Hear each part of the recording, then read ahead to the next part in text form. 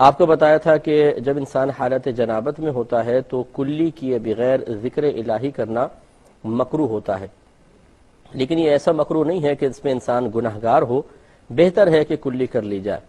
چنانچہ جب آپ باتھ روم میں داخل ہوں تو پہلے کلی کر لیں باہر ہی، اور بسم اللہ الرحمن الرحیم پڑھ کر پہلے باتھ روم میں داخل ہوتے ہوئے الٹا قدم رکھیے۔ داخل ہو جانے کے بعد آپ کو بتایا کہ اس کے بعد کوئی کلام نہیں کرنا ہے۔ بعض لوگ یہ سمجھتے ہیں کہ غسل کا تعلق کلمہ پاک پڑھنے سے ہے، پہلا کلمہ پڑھیں گے تو پاک ہوں گے ورنہ نہیں، یہ بالکل جہالت بھرا خیال ہے۔ باتھ روم میں جانے کے بعد اگر کپڑے پہنے ہوئے ہیں تب بھی ذکر الہی ممنوع ہے، کیونکہ وہ مقام مناسب نہیں ہے، اور کپڑے اتارے ہوئے ہوں تو دو قباحتیں ہو گئیں، ایک تو مقام غیر مناسب ہے ذکر الہی کے لیے، اور دوسرا ستر کھلے ہونے کی حالت میں کلام بلا ضرورت کرنا مکروہ ہوتا ہے۔ تو واش روم میں داخل ہونے کے بعد پھر کوئی ذکر نہیں کریں گے۔ کپڑے اتارنے کے بعد آپ کو بتایا تھا کہ احتیاط کریں کہ کعبۃ اللہ کی طرف نہ رخ ہو نہ پیٹھ ہو، یہی مستحب افضل ہے۔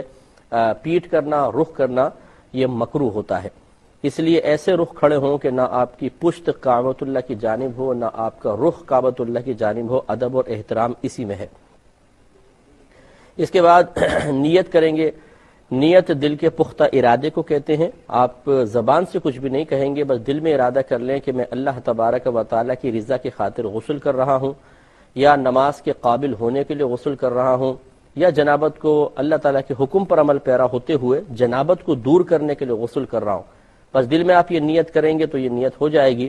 اس کا فائدہ ہی ہوگا کہ اب آپ کا نہانا عبادت میں باقاعدہ شمار ہوگا اور آپ کو ثواب ملے گا۔ اور اگر کوئی بغیر طہارت حاصل کرنے کی نیت کے غسل کر لے گا، طہارت تو پھر بھی حاصل ہو جائے گی، کیونکہ پانی اللہ تعالیٰ نے بنایا ہی ایسا ہے کہ ہم نیت کریں نہ کریں وہ ہماری نجاست کو بہا کر لے جائے گا، چاہے حقیقیہ نجاست ہو چاہے حکمیہ نجاست ہو۔ تو لہٰذا اگر کوئی بغیر نیت کے غسل کرے گا، غسل پھر بھی ہو جائے گا، جنابت پھر بھی دور ہو جائے گی، لیکن اسے ثواب نہیں ملے گا۔ تو حصول ثواب کے لیے نیت کرنا ضروری ہے۔ اس کے بعد اپنے دونوں ہاتھ پونچھوں تک دھوئیں گے۔ اس کے بعد اگر جسم پر کوئی نجاست وغیرہ لگی ہو اس کو دور کریں اور استنجا کی جگہوں کو دھوئیں۔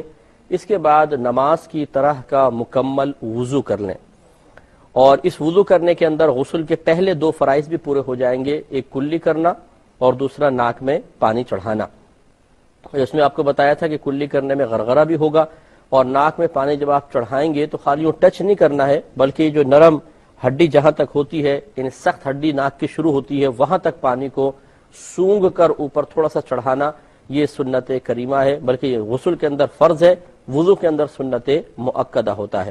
تو پہلے نیت کرنا، پھر دونوں ہاتھ پہنچوں تک دھونا، پھر استنجے کی جگہوں کو دھو لیں، پھر نجاست کو بدن سے دور کریں، اس کے بعد نماز کا سا وضو کر لیں۔ اس کے بعد پورے بدن پر ایک بار تیل کی طرح پانی کو مل لیں، پھر سیدھی جانب 3 بار پانی بہائیں، پھر الٹی جانب 3 بار پانی بہائیں۔ اس کے بعد اپنے سر اور بقیہ دھڑ پر 3 بار پانی بہائیں تو آپ کا غسل مکمل ہو گیا۔ اور پانی بہاتے ہوئے جسم کو ملتے جانا، یہ بھی سنت کریمہ ہوتا ہے۔ تو یہ ہے سنت کے مطابق غسل۔